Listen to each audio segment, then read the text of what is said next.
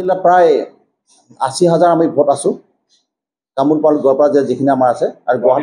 গুৱাহাটী লোকসভা সমষ্টি হিচাপে বা ১.৫ লাখ আমি ভোট আছোঁ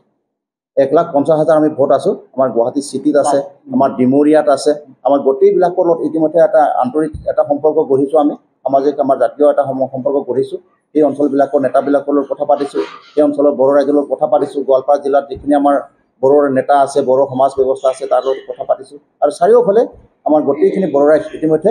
এই নিৰ্বাচনত আমি মিত্ৰশক্তিৰ সমৰ্থনত ভোট প্ৰদান কৰাৰ কাৰণে কাম কাজ কৰি গৈ আছোঁ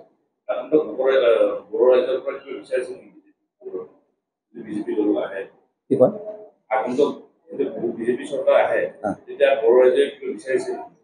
না আমাৰ নিশ্চয়কৈ নতুনকৈ বিচাৰিবলৈ একো নাই আমি একো আশা নকৰোঁ কাৰণ ইতিমধ্যে পাবলগীয়াখিনি পাই গৈছোঁ কাৰণ আমি ভাল দিয়ে আমাক যথেষ্টখিনি দিছে কাৰণ অলপ আগতে উল্লেখ কৰিলোঁ যে আমি BTC পালোঁ অটল বিহাৰী বাজপেয়ীৰ ভাৰতৰত্ন অটল বিহাৰী বাজপেয়ীৰ দিনত আকৌ আমাৰ নৰেন্দ্ৰ মোদীৰ দিনত আমি BTR পালোঁ BTR চুক্তিত আমাৰ এইটো অঞ্চলৰ ফালেও কাৰণেও বহুখিনি কিবা কিবি আহিল শান্তি হ'ল আমাৰ মানে ডেকা ল'ৰাবিলাক এতিয়া জংঘললৈ যাব নালাগে চববিলাকে এতিয়া পঢ়া শুনাৰ পৰা আৰম্ভ কৰি নিজৰ অৰ্থব্যাসত লিপ্ত হ'বলৈ সক্ষম হৈছে তাতকৈ আৰু আমাক বেছি দান নালাগে আৰু দক্ষিণ কামৰূপৰ বড়ো ৰাইজে যদি ক'বলৈ যাওঁ কাৰণ কেইদিনমান আগতে আমাৰ জানুৱাৰী মাহত ২০ তাৰিখৰ দিনাখন ২১ তাৰিখৰ দিনাখন আমাৰ মাননীয় মুখ্যমন্ত্ৰী মহোদয় আমাৰ আমন্ত্ৰণ ৰক্ষা কৰি পেলাই আমাৰ মাজলৈ আহিছিলে আৰু এই বড়ো সাহিত্য সভাৰ মুকলি সভাত তেওঁ অংশগ্ৰহণ কৰি আমাৰ গোটেই দক্ষিণ কামৰূপৰ কাৰণে অমূল্যভাৱে বহুখিনি দান তেওঁ প্ৰদান কৰি গ'ল আৰু ইতিমধ্যে আমি তেওঁ সেই অধিৱেশনৰ পৰা যোৱাৰ পিছতে তাৰ কাৰ্যকৰী ৰূপ পালোঁ সংশ্লিষ্ট বিভাগসমূহে তেওঁ প্ৰতিটো কৰা ঘোষণাৰ কাৰণে আমাৰ সৈতে যোগাযোগ কৰিছিল তেখেতসকলক সেইবিলাক আমি দেখুৱাই দিছোঁ ৰাস্তা ঘাট যিবিলাক তেওঁ ঘোষণা কৰিছিলে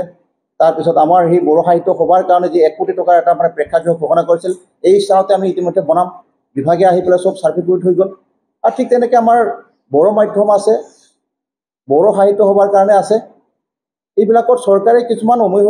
সিদ্ধান্ত লৈ থৈ দিছে আৰু সেইবিলাক সিদ্ধান্তৰ জৰিয়তে আমি মানে পাই আছোঁ যে নতুনকৈ আমাৰ বিচাৰিব লগা একো নাই এইবেলি লোকসভা নিৰ্বাচনত কেৱল এখন সুস্থিৰ চৰকাৰ যাতে পুনৰ কেন্দ্ৰত আহিব পাৰে গতিকে আমাৰ এইটো অঞ্চলৰ বড়ো ৰাইজৰ এটা দায়বদ্ধতা আছে আৰু সেই দায়বদ্ধতাখিনি পালন কৰি পেলাই আমাৰ হিমন্ত বিশ্ব শৰ্মা মহোদয়ৰ প্ৰতি আকুণ্ঠ সমৰ্থন দি পেলাই লগতে আমাৰ BTRC প্ৰমোদ বড়ো ডাঙৰীয়া মিহিনেশ্বৰ বসুমতাৰী ডাঙৰীয়া টংকেশ্বৰ ৰাভা ডাঙৰীয়া আৰু বড়ো ছাত্ৰ সন্থাৰ প্ৰতি সঁহাৰি জনাই আমি এইবেলি বড়ো ৰাইজে